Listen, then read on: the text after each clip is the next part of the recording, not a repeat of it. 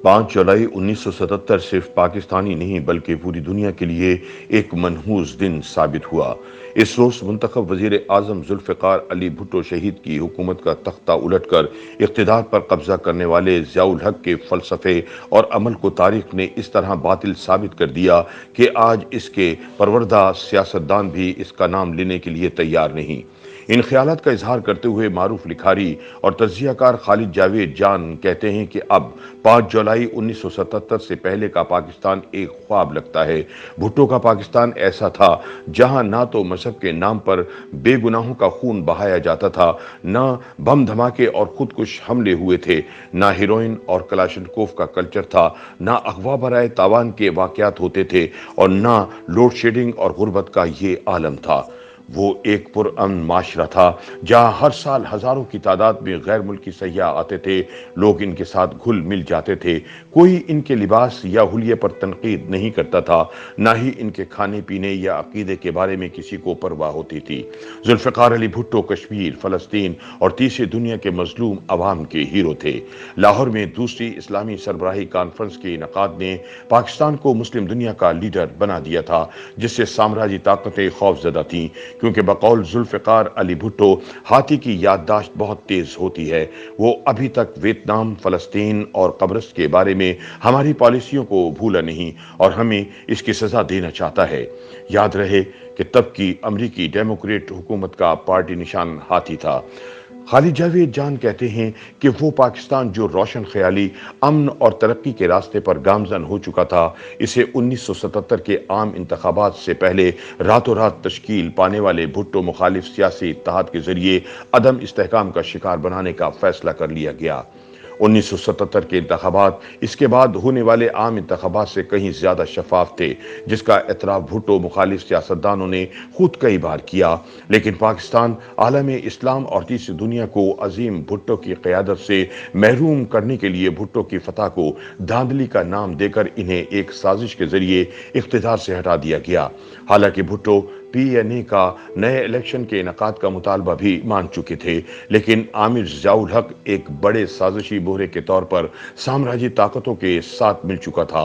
अपनी हुकूमत के आखिरी अय्याम की एक तकरीर में भुट्टो ने एक तारीखी फिक्रा कहा था, जिसे वक्त ने सच साबित किया।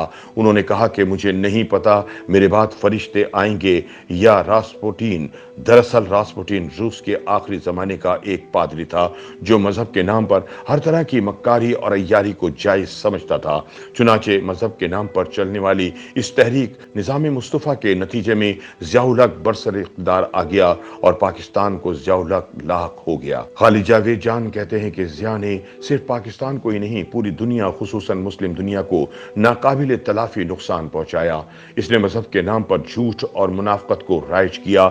इसने एक जाली रेफरेंडम करवाया जिसमें पूछा गया कि क्या अवाम इस्लामी निज़ाम का निफाज चाहते हैं।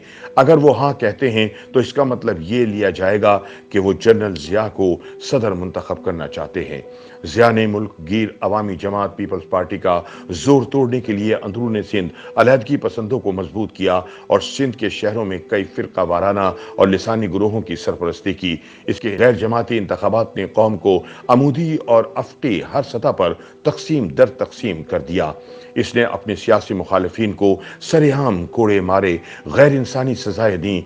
इसके नाम नेहाद और खुद साख्ता निज़ाम ज़कात और निज़ाम अदल ने करप्शन के नए दरवाजे खोल दिए। इसने हर मेंबर असेंबली को तरक्याती फंड के नाम पर लाखों रुपए देकर ज़मीर फरोशी को सियासत का हिस्सा बना दिया। इसने गैर जमहूरी आईनी तरमीम, खुसूसन 8वीं तरमीम के जरिए आमरीत को आइन का हिस्सा बना दिया। खालिद जावेद जान के मुताबिक जनरल ज़िया को आलमी तारीख भी इसलिए माफ नहीं करेगी कि इसने सोवियत यूनियन के खिलाफ अमरीकी बालादस्ती की जंग में हरावल दस्ते के तौर पर हिस्सा लेकर जहां पाकिस्तान को मजहबी इंतहा पसंदी और गारत गिरी की दलदल में फेंक दिया, वहीं सोवियत यूनियन के जवाल के बाद पूरी दुनिया को अमरीका की यक ताकती दहशतगर्दी के हवाले कर दिया, जिसका सबसे ज्यादा शिकार मुस्लिम ममालिक ही बने, जबकि तीसरी दुनिया के गैर मुस्लिम ममालिक भी अदम इस्तेहकाम का शिकार हो गए। अमेरिका को अपने न्यू वर्ल्ड ऑर्डर को नाफिज करने के लिए कुवैत, इराक, अफगानिस्तान और ईरान समेत दीगर खलीजी ममालिक में खुलकर खेलने का मौका मिल गया। خالد جاوید جان کے مطابق حقیقت تو یہ ہے کہ 5 جولائی 1977 صرف پاکستان ہی نہیں بلکہ پوری دنیا کے لیے خوفناک دن ثابت ہوا۔ ISPR کے مطابق سابق DG میجر جنرل ریٹائرڈ اطہر عباس نے بجا طور پر کہا کہ فوج کو سیاست میں مداخلت اور جہادیوں کو پالنے کی اپنی غلطی کا اعتراف کر لینا چاہیے، کیونکہ ایسا کرنے سے ہی وہ ضیاء الحق کے لگائے ہوئے زخموں کا مداوع کر سکتی ہے۔ ضیاء کے فلسفے اور عمل کو تاریخ نے اس طرح باطل ثابت کر دیا ہے کہ آج اس کے پروردہ سیاستدان بھی اس کا نام لینے کے لیے تیار نہیں۔ YouTube پر گوگلی نیوز دیکھنے کے لیے youtube.com کی سرچ بار میں گوگلی نیوز TV ٹائپ کریں۔ گوگلی نیوز کے پیج پر سرخ رنگ کے سبسکرپشن والے بٹن پر کلک کرنا نہ بھولیے۔ YouTube پیج پر اپلوڈ ہونے والی ویڈیوز سے باخبر رہنے کے لیے بیل آئیکن پر کلک کیجیے۔ آپ کو ہر نئی ویڈیو کے بارے میں نوٹیفیکیشن موصول ہو جائے گا۔